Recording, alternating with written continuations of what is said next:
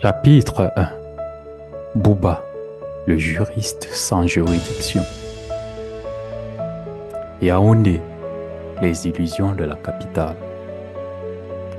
La ville est une mer où nagent les espérances et se noient les illusions.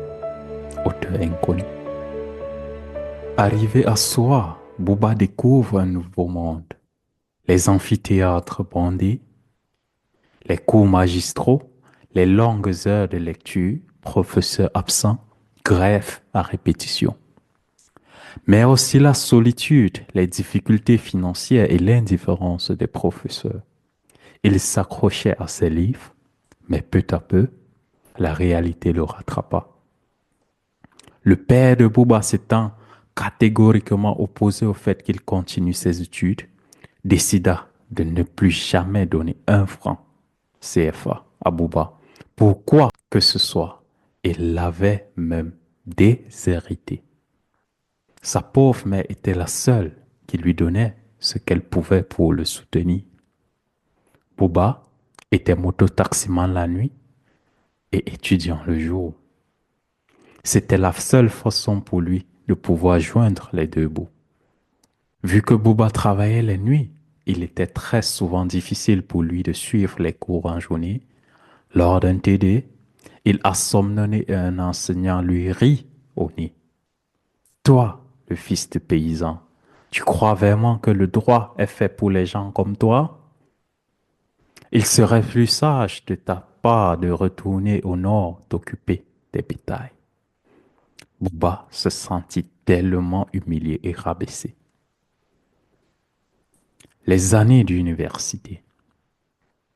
L'université fut un choc brutal. Le campus de Soie, vaste comme une ville, était aussi impitoyable qu'anonyme.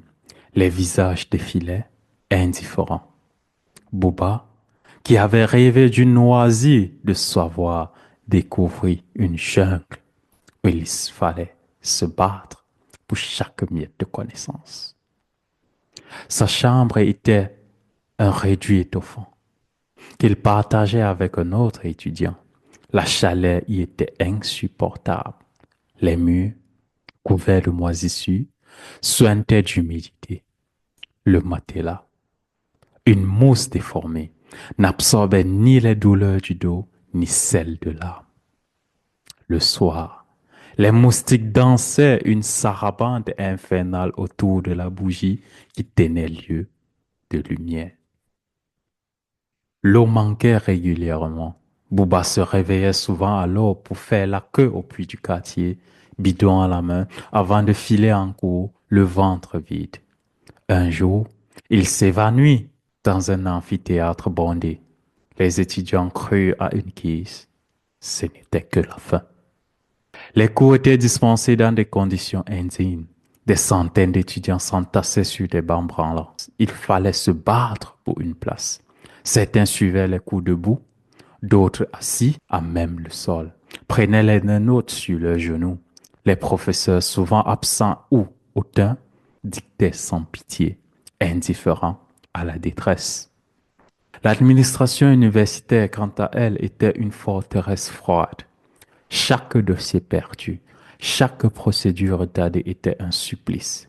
Les files d'attente devant les guichets rappelaient celles du rationnement en temps de guerre. Bouba y passa des journées entières sous le soleil cuisant pour obtenir un simple papier. Et pourtant, il ne fléchissait pas. Il étudiait la nuit, malgré la fatigue, malgré la peur d'être volé ou agressé. Il lisait à la lueur d'une lampe à pétrole, recopiant des passages entiers de livres empruntés, trop pauvres pour être achetés. Il devenait l'un des meilleurs de sa promotion. Mais le malheur n'était jamais loin. Sa petite amie, Clarisse, avec qui il rêvait de bâtir un avenir, le quitta brutalement un soir de décembre. Elle en avait assez, dit-elle, de cette vie de misère, de partager le peu avec un homme qui ne promettait rien d'autre que des rêves. On ne construit pas une maison avec des prières, Bouba. Je veux vivre pas survivre. Ces mots furent un poignard en plein cœur. Plus tard, alors qu'il avait réussi à économiser péniblement de quoi payer 2 mois de loyer, il accueillit son cousin venu de Berthois. Celui-ci, sous prétexte de chercher un travail, resta une semaine, puis disparut avec l'enveloppe cachée sous le matelas. Bouba mit 3 jours à comprendre. Il frappa à toutes les portes du quartier, le cœur en centre. Son cousin n'était plus qu'un souvenir amer. Le serpent n'avertit pas avant de mordre, même s'il vient de ta propre famille. Il porta la voix des étudiants, dénonçant l'injustice avec courage. Quand l'université suspendit des bourses, il organisa une grève pacifique. Il fut convoqué par le doyen, menacé et mis en garde à vue pendant 48 heures. Dans la cellule crasseuse, il grava ces mots sur le mur. L'ignorance rend libre, mais le savoir enchaîne dans ce pays. À sa sortie, il trouva sa chambre saccagée, ses livres trempés, ses cahiers arrachés. Ses colocataires avaient fui. Il dormit 3 jours sur un banc du campus, la tête sur son sac, le cœur sur le point de se briser. Et pourtant, il continua. Le chien qui abandonne la chasse à cause de la pluie mourra de faim, se répétait-il. Il avait foi en son étoile. Il croyait encore que tout cela finirait bien. L'obtention du diplôme. Après 5 années de lutte, de nuits blanches, de faim, de solitude, Bouba décrocha enfin sa maîtrise en droit public. Ce n'était pas une victoire joyeuse, mais un soulagement douloureux, comme celui d'un prisonnier qui voit la porte de sa cellule s'ouvrir sans savoir ce qu'il trouvera dehors. La veille de sa soutenance, Bouba passa la nuit assis sur un banc, sous un lampadaire vacillant. Il relisait ses notes à voix basse, les yeux cernés, le ventre vide. Il pria, non pour réussir, mais pour tenir debout jusqu'au bout. Le matin, il se lava à l'eau froide dans les toilettes d'un amphithéâtre et repassa sa chemise au fer emprunté d'un camarade.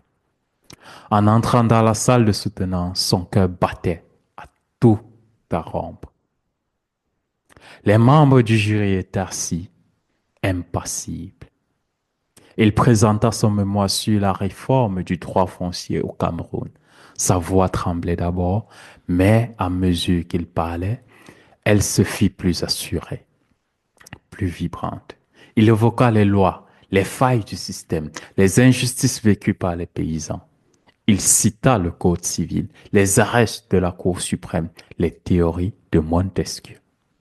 Il parlait avec passion, avec la colère contenue de ceux qui n'ont plus rien à perdre. Le professeur principal, un homme austère, lui lança un regard étonné. Voilà un homme qui aurait dû naître ailleurs. Le silence qui suivit sa présentation fut pesant. Puis, un à un, les membres du jury hochèrent la tête. Quand le verdict tomba, mention, très bien. Bouba n'eut pas la force de sourire. Il baissa les yeux. Il pensa à sa mère qui s'était endettée pour lui envoyer de l'argent.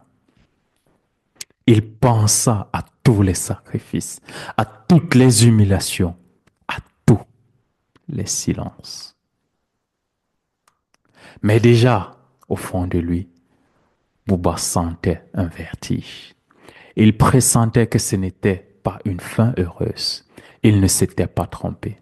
Ce diplôme, si durement gagné, n'était pas une clé.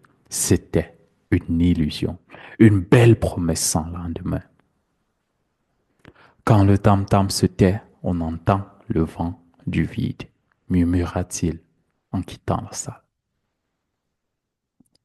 Le goût amer de l'attente. Les semaines qui suivirent la remise des diplômes furent marqués par une euphorie étrange. Bouba croyait que le plus dur était derrière lui. Il allait enfin entrer dans la vie active. L'expression le faisait sourire, comme si jusque-là, il avait vécu dans un sommeil, un préambule flou à l'existence. Il dressa son CV, rédigea des lettres de motivation qu'il personnalisait avec soin.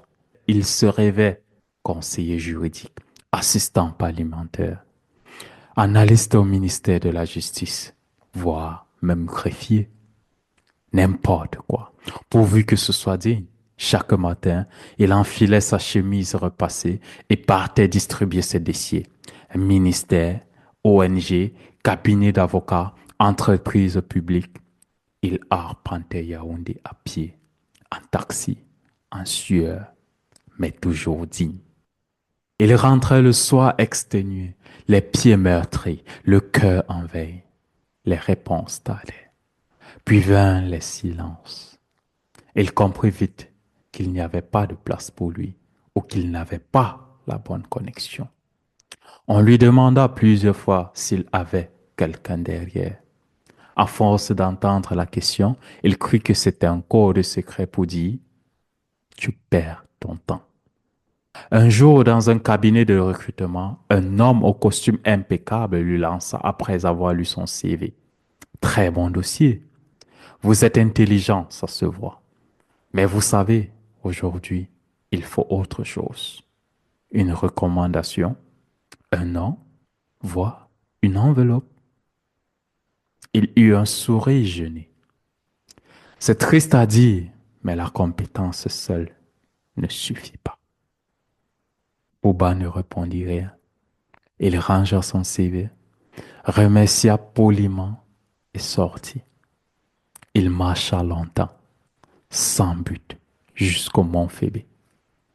De là-haut, il observa la ville s'entendre sur lui, comme une bête indifférente à ses douleurs.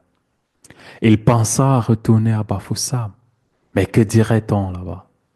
Qu'il avait échoué, qu'il n'était qu'un diplômé de plus, bon à vendre des crédits téléphoniques ou à s'asseoir toute la journée sous un hangar en attendant un coup de chance. Mais il ne voulait surtout pas donner raison à son père. Les jours devinrent des mois, l'attente, une maladie lente. Il perdit du poids, puis la foi. Il mangeait une fois par jour. Il évitait les appels de sa mère, de peur de l'entendre espérer pour lui. Il devint l'ombre de lui-même, un homme que les passants traversaient sans le voir. Mais ce qui le tua un peu plus chaque jour, ce ne fut ni la faim, ni le rejet, ce fut le silence. Ce silence immense de la République, ce mutisme cruel d'un pays qu'il avait formé pour mieux l'oublier. On nous apprend à voler, mais on nous attache les ailes. Et quand on tombe, on dit que c'est la faute du vent. Les illusions perdues. Le rêve de Bouba ne s'effondra pas en un jour. Il s'effit le champ, lambeau par lambeau, dans la lente agonie d'un système bâti sur l'oubli des meilleurs. Chaque matin, il se levait avec l'illusion que peut-être aujourd'hui, mais chaque soir, il se couchait avec le même goût amer de l'inutilité. Il tenta des concours publics, ENAM, N7, INS, même celui de la police. À chaque fois, il se préparait avec rigueur comme un soldat en campagne, mais les résultats étaient toujours les mêmes, admis, sauf lui. Bouba n'était pas bête, il avait compris. Les dés étaient pipés. Il entendait parler des listes parallèles, de bons noms, de candidats dont les copies étaient corrigées avant même l'examen. Un ancien professeur lui glissa un jour dans un souffle complice. Tu es brillant, Bouba, mais tu n'es pas fils de colonel ni de ministre. Ici, l'excellence gêne. Elle fait peur. Le cœur de Bouba se serra. Il pensa à tous ces jeunes comme lui, sacrifiés sur l'autel d'un népotisme vorace. Le mérite n'était plus une vertu, c'était une provocation. Un soir, alors qu'il rentrait bredouille d'un entretien humiliant, il croisa une manifestation. Des diplômés comme lui, torches en main, criaient leur désespoir devant le ministère de la fonction publique. On nous a promis l'avenir, on nous a livré l'abîme, scandait-il. Les forces de l'ordre, casquées, les dispersaient à coups de gaz lacrymogène. Bouba toussa, pleura, non à cause du gaz, mais parce que c'était trop, trop d'injustice, trop d'humiliation. Il écrivit une lettre ouverte qu'il posta sur les réseaux sociaux. Je suis Bouba, fils du peuple. J'ai cru en ce pays. J'ai étudié, trimé, prié. Mais on m'a fermé toutes les portes. Ne me demandez plus de croire en la République. Elle n'a jamais cru en vous. Le texte fit le tour des groupes WhatsApp d'étudiants. Certains l'appelaient un héros, d'autres un fou. Mais le plus terrible, ce fut la solitude. Les anciens camarades qui avaient réussi évitaient ses appels. Les voisins du quartier le regardaient avec pitié, parfois avec moquerie. Voilà le grand juriste, devenu philosophe des carrefours, lança un jour un chauffeur de moto en riant. Sa mère mourut peu après, sans qu'il ait pu l'offrir le bonheur et la retraite paisible qu'elle méritait. À l'enterrement, un homme l'interpella durement. Tout ça pour ça? Des années à baver sur les vents pour revenir les mains vides? Bouba ne répondit pas. Il n'en avait plus la force. Il retourna à Yaoundé avec un sac plus léger, un cœur plus lourd. Il voulait servir le droit. Il avait compris que dans ce pays, la justice ne portait pas de balance, elle portait des oreilles. Quand le poisson pourrit, ce n'est jamais par la queue, mais par la tête, disait son père. Aujourd'hui, il comprenait pleinement ce que cela signifiait. La résignation. Les mois s'étiraient comme des ombres de plus en plus longues, et Bouba s'enfonçait dans un abîme silencieux. Ce n'était pas la pauvreté qui le rongeait le plus, ni même le rejet de ses multiples candidatures. C'était la douleur d'avoir cru, d'avoir investi son âme dans un rêve qui n'existait plus. Le pays qu'il avait servi avec ferveur à travers ses études était devenu une illusion. Bouba n'était plus un diplômé, un futur homme de loi.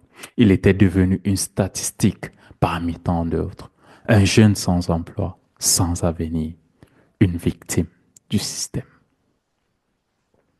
Un matin, alors qu'il passait devant l'université de Soie, il aperçut un groupe de jeunes étudiants discutant avec animation. Ils parlaient de la même chose que lui à son arrivée. Je vais être avocat. Je vais changer le monde. Mais aujourd'hui, leurs yeux brillaient de cynisme. Bouba s'arrêta un instant et écouta leur conversation. Le droit? Ouais, c'est un bon choix si tu as les bons contacts et si tu sais où mettre ton argent. Ouais, la compétence, c'est bien, mais faut être réaliste. Tu crois vraiment que tu vas faire ta place sans un parrain? Boba se détourna sans un mot. Il avait compris. Le droit n'était plus qu'une question d'éthique ou de justice. C'était un marché. Un marché où il n'avait aucune place, où sa compétence n'était qu'une monnaie de singe.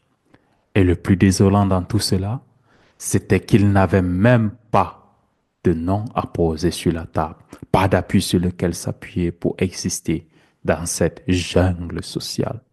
Il se rendit dans un petit bureau qu'il avait trouvé pour quelques milliers de francs par mois.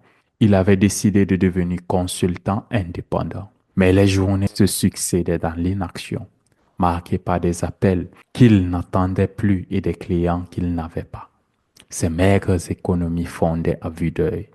Le loyer était une bataille quotidienne qu'il perdait déjà en pensée.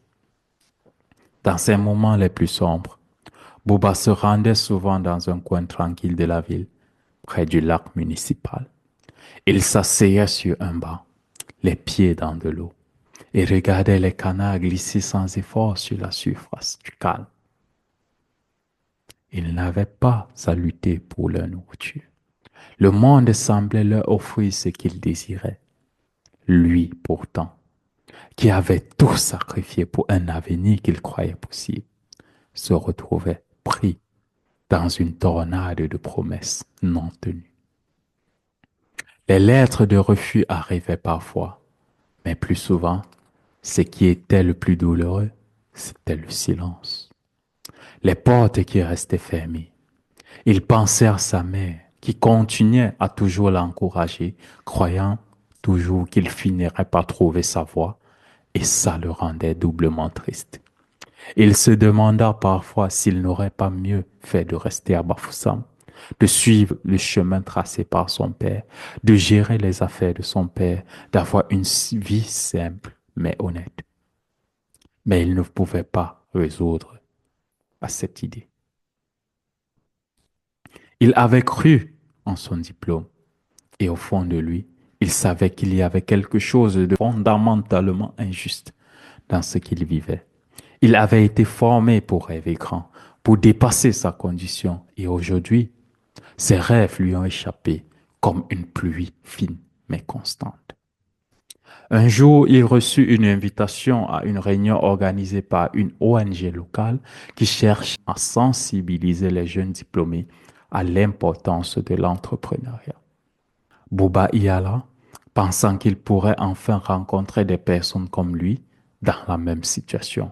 Mais en arrivant, il réalisa vite que l'événement était une façade. Derrière les discours motivants se cachait une réalité crue.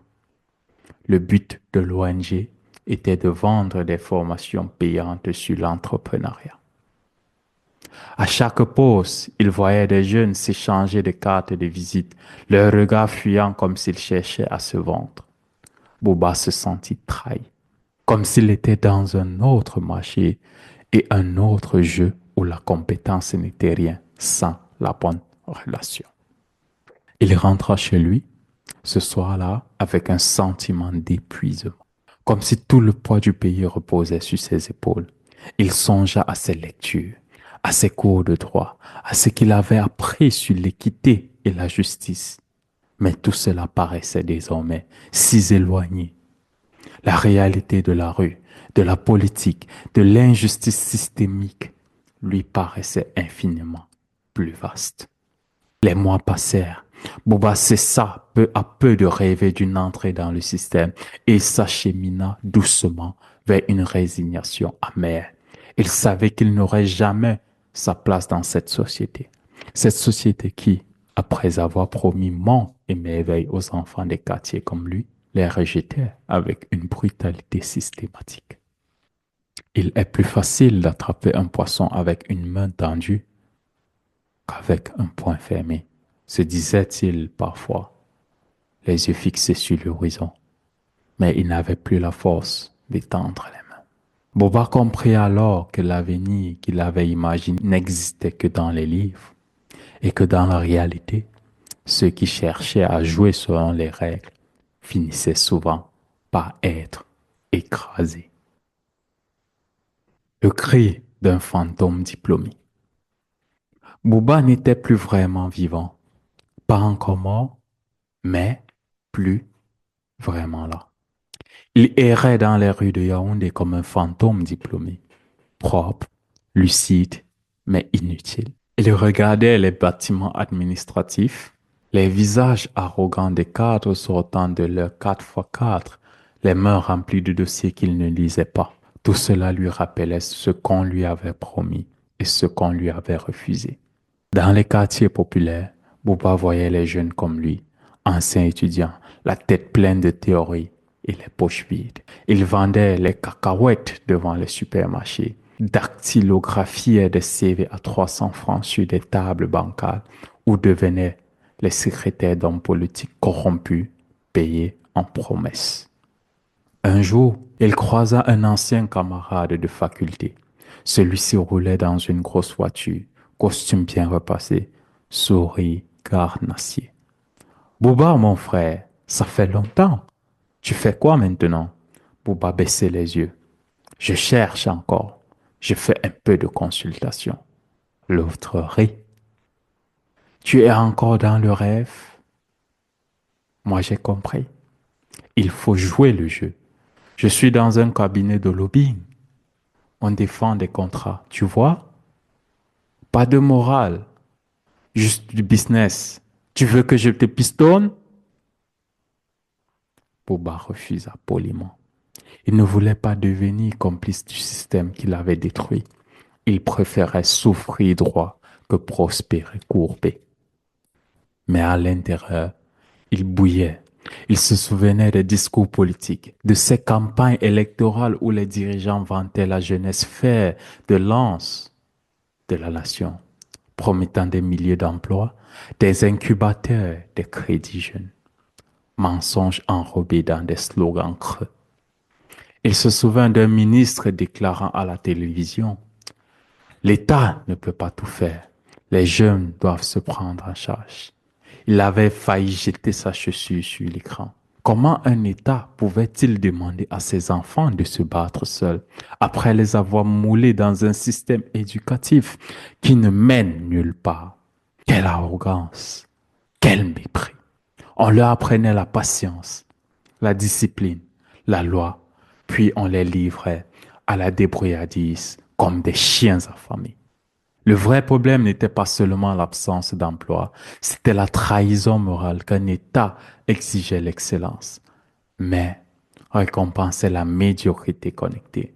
Un pays où les concours étaient truqués, les nominations achetées, les stages réservés aux enfants de quelqu'un. Un soir, Bouba écrivit à nouveau une lettre ouverte. Il l'adressa à la République qui nous a oubliés. Il y dénonçait la souffrance invisible des jeunes diplômés, les failles du système éducatif, le cynisme des élites. Il y appelait à une révolution morale, une insurrection pacifique des consciences. Il tenta de la publier sur les réseaux sociaux, mais l'algorithme ne s'y intéressa pas. Trop long, pas assez sensationnel. Il envoya la lettre à des journaux sans réponse. Elle resta dans un coin d'Internet, lue par quelques âmes en errance, applaudie en silence. Ce soir-là, Boba pleura, pas pour lui, mais pour tous ceux comme lui, se conformaient pour un monde qui n'existait pas, ceux qui mouraient lentement, sans bruit, dans des chambres sans lumière.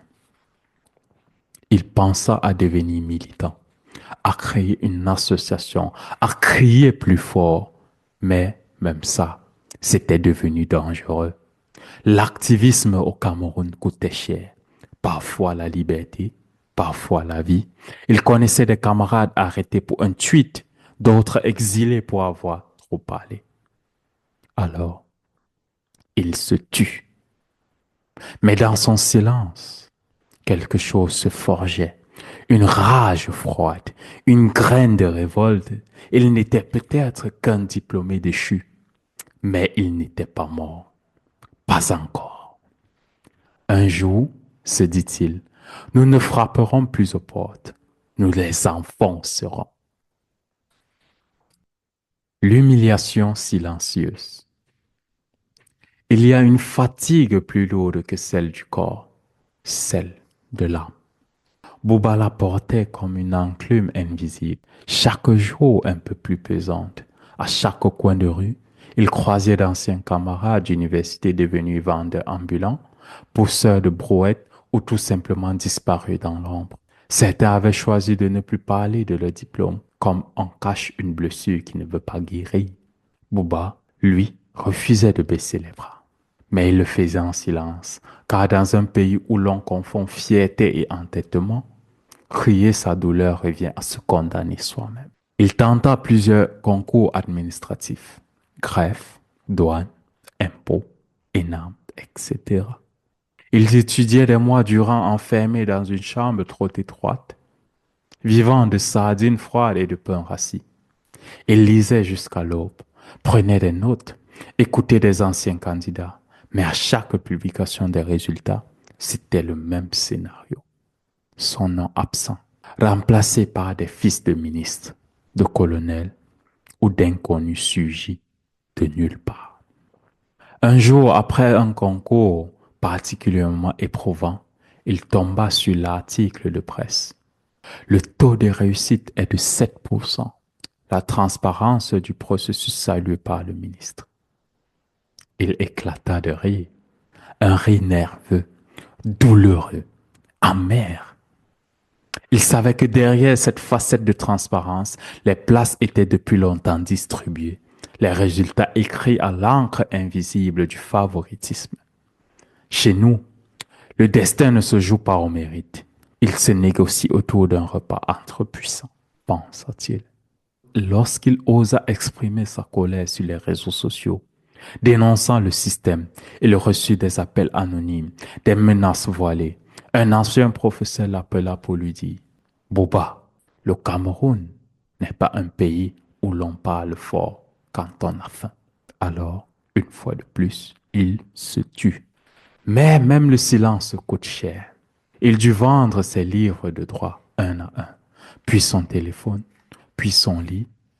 Il dormait sur une natte, sous un toit percé, et notait chaque dépense dans un petit cahier, comme pour continuer à croire qu'il contrôlait encore quelque chose. Un matin, alors qu'il venait de terminer un petit boulot de manutention au marché Mokolo, un homme le bouscula sans s'excuser. Il ramassa son sac, sale et usé, puis murmura: Moi aussi, j'ai fait le droit. Le marchand à côté qui avait entendu éclata de rire. Le droit, hein? Et maintenant tu portes les cartons. Tu aurais dû étudier la sorcellerie. Au moins ça paye. Bouba ne répondit rien. Il leva les yeux vers le ciel. Un nuage passait lentement, comme pour fuir la terre. Il aurait aimé être ce nuage. Mais il restait là, planté dans une réalité qui le rejetait à chaque instant, dans un pays qui formait ses enfants pour mieux les broyer. Le Cameroun est un tamis qui garde les pierres et laisse passer les farines. Le silence après la tempête. Le temps passa, les saisons s'enchaînèrent, sans jamais vraiment changer le cours des choses. Boba avait cessé de parler de ses rêves. Comme on enterre un mort que l'on a trop pleuré, il ne disait plus qu'il avait étudié le droit. Désormais, il disait simplement: J'ai essayé. Il vivait au jour le jour, dans un calme douloureux. Un calme qui n'avait rien de paisible, mais qui venait après la tempête, quand tout a été détruit. Il marchait souvent seul, les mains dans les poches, fixant un horizon bouché par les murs du système. À chaque croisement, il lisait des slogans peints sur les murs. Jeunesse, espoir de demain. Mais quel espoir lorsque demain ressemble à hier.